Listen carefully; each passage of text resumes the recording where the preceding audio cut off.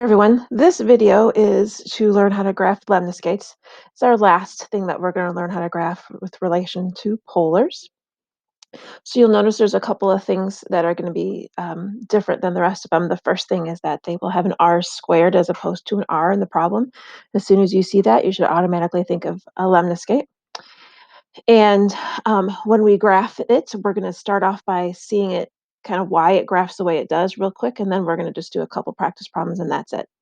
So the first thing that we did here, it says in order to graph this, the first thing we're going to do is graph just y equals 4 cosine 2 theta. So I'm going to graph this. So it's got an amplitude of 4 and a period of pi, and it's a cosine curve. So you can see here is our graph between 0 to 2 pi. But remember, the original problem was an r squared. So that tells us two things. The first thing it tells us is that you'll never actually have negative values. So let me actually get back a pen here. So all of these negative things down here will not actually be graphed. So you'll be graphing any of this stuff.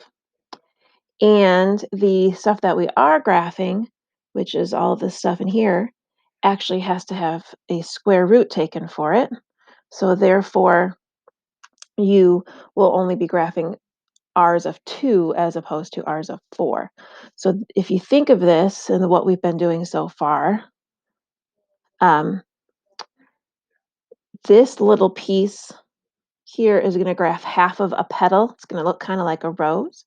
This piece over here is going to graph the other half of the petal. And then this here is going to graph a whole petal.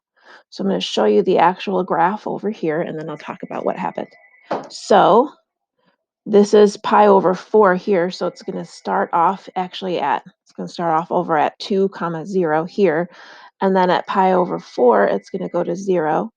Then it would be actually, if you were to watch it graph on decimals, it would actually have nothing like sitting there, nothing would be happening.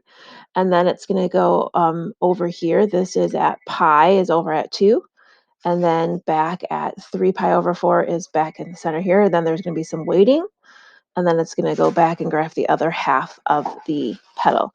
So a lemniscate looks something like this. It always has 2 petals, and it's always going to have some very specific symmetry going on.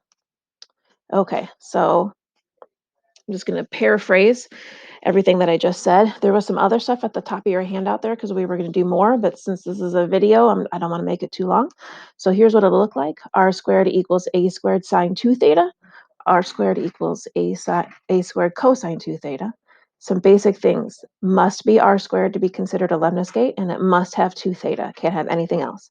There will always only be 2 petals, and the length of the petal will always be the square root of the number in front of the trig function.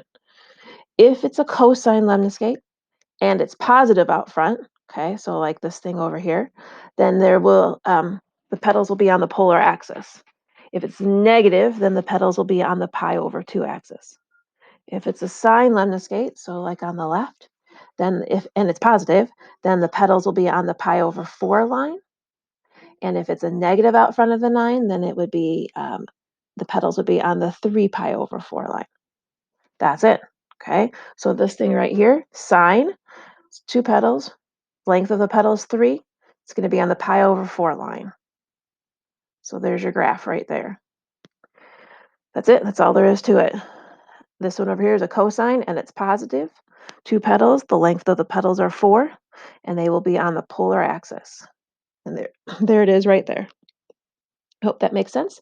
Make sure you do these problems that are included in the Math Excel, and let us know if you have any questions. Mr. Casey says hi.